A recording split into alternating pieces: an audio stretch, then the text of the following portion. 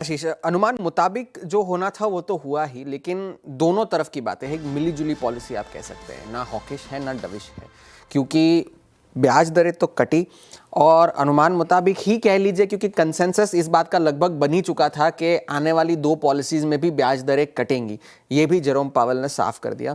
वही कहा जो जिस बात का बाजार को अनुमान था कि लेबर मार्केट में कमजोरियां बढ़ रही है, जिस वजह से हालात बद से बदतर ना हो, तो उस वजह से हम जो है आने वाली दो पॉलिसीज में भी ब्याज दरों में कटौती करेंगे। और साथ ही साथ उन्होंने ये भी कहा कि अब मैं ये तो नहीं कह सकता कि लेबर मार्केट बहुत सॉलिड है, जो वो कहते आए थे पिछले पूरे साल से।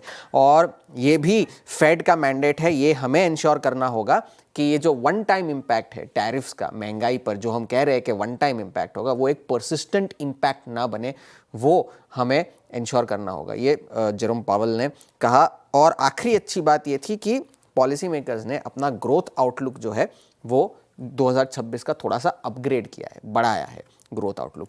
अब जो लोग जो पहली चीज 25 बेसिस पॉइंट कल रात काटे, ये कहते हुए कि लेबर मार्केट, ये अगर जैक्सन होल सिंपोजियम में हिंट नहीं करा होता तो इस तरह से बाजार ऑलरेडी डिस्काउंट करके बैठा नहीं होता, नहीं करा, तो हमें अब पता था, ये पता था। इसके बाद एक चीज हम पढ़ के आ रहे थे कि इस साल 3 ये बाजार फैक्टर इन कर रहा है, 1 हो गई, 2 और की तैयारी कर रहे हैं क्या? अगले साल कहा था 2 होंगी, ऐसे ही कह रहे हैं क्या? नहीं, अब तो ये दोनों तरफ की बातें हैं। पहले तो अच्छी बात बता दूं, पहले तो अच्छी बात ये थी कि फेड ने 11-1 से 25 बेसिस पॉइंट्स के रेट में फेवर में वोट किया। एक भाई साहब 50 पे चले गए। वो स्टीफन मिरन थे, जो डोनाल्ड ट्रंप के चुने हुए नए अपॉइंटी है, वो इकलौते डिसेंट करने वाले थे। क्रिस्टोफर वॉलर और मिशेल बोमन भी जो है, जिन्होंने पिछली पॉलिसी में डिसेंट करा था, उन्होंने भी 25 बेसिस पॉइंट्स की ब्याज दरों में कटौती के फेवर में वोट दिया। तो ये कह लीजिए कि सर्वसम्मति से लगभग ब्याज दरों में कटौती के वोट में पक्ष पड़ा है।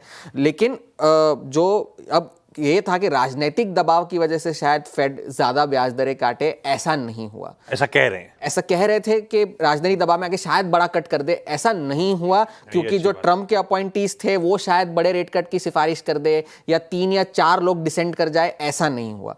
तो ये एक अच्छी बात थी। दूसरी, अब नॉट सो अच्छी बात, बाजार ये फैक्टर इन करके चल रहा था कि आने वाले साल में भी ज़्यादा रेट कट्स होंगे, ऐसा नहीं है। अब डॉट प्लॉट ये कह रहा है कि 2026 में एक बार और 2027 में भी एक ही बार ब्याज दरें कटेंगी। ये तो शुरुआती रुझान है, लेकिन बाजार को ये बात अच्छी नहीं लगेगी, क्योंकि वो लगभग साल 2026 के अंत तक 6 बार ब्याज दरें कटने का अंदेशा लगा रहे थे। तो अगर 4 बार कटेंगी, 3 तो इसी साल हो जाएंगी, और अगले साल अगर वो 1 है, तो वो एक बात बाजार को अच्छी नहीं लगेगी। जेरोम पावेल ने फिर से वही कहा जो वो कहते आए हैं। अब हालात ऐसे हो गए हैं कि मीटिंग टू मीटिंग डिसाइड होगा कि ब्याज दरों में क्या किया जाना चाहिए, और कोई भी कदम अगर अब फेड उठाए तो वो रिस्क फ्री नहीं होगा, क्योंकि हम कुछ भी करें उसमें रिस्क तो इन्वॉल्व होगा ही, क्योंकि हालात सही नहीं है।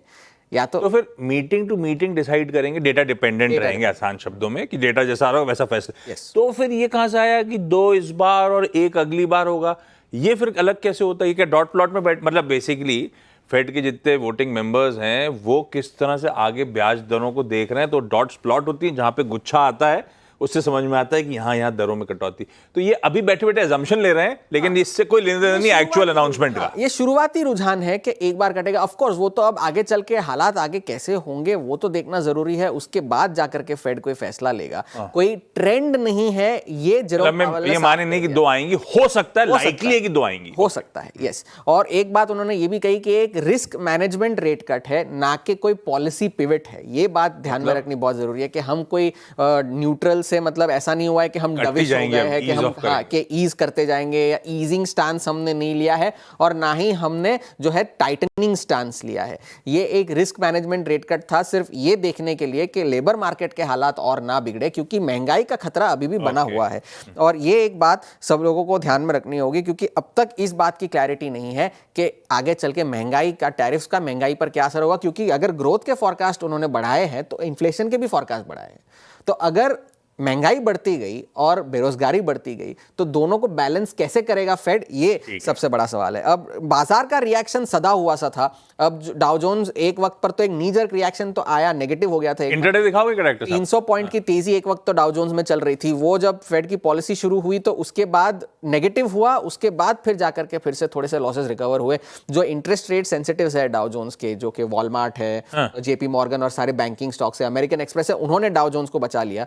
और और उसके बाद अगर नैस्डैक और S&P 500 की अगर हम बात करें तो वहां पर थोड़ी सी मुनाफा वसूली आई, क्योंकि सारे बिग टेक के जो शेयर थे, एनवीडिया हो, ब्रॉडकॉम हो, उन सब में मुनाफा वसूली देखने मिली, इसलिए नैस्डैक जो है लाल निशान। बेसिकली इवेंट हो गया तो मुनाफा वसूली, ऐसा सेल द न्यूज वाली बात थी। और बॉन्ड यील्ड्स बढ़े हैं, तो बॉन्ड यील्ड्स जो है टेक्निकली अगर देखा जाए तो टेक स्टॉक्स के लिए अच्छे नहीं होते, क्योंकि टेक स्टॉक्स की प्रॉफिटेबिलिटी आने वाले सालों के लिए फैक्टर इन करी जाती है, और अगर बॉन्ड यील्ड्स बढ़ते हैं तो उस प्रॉफिटेबिलिटी की वैल्यू जो है वो कम हो जाती है। तो उस वजह से थोड़ी सी मुनाफा वसूली देखने मिली।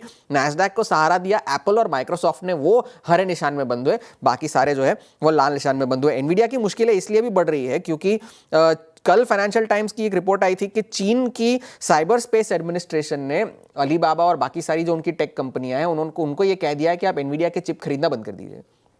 ये फाइनेंशियल टाइम्स की रिपोर्ट है, उस पर कोई आधिकारिक तौर पर पुष्टि नहीं की गई है।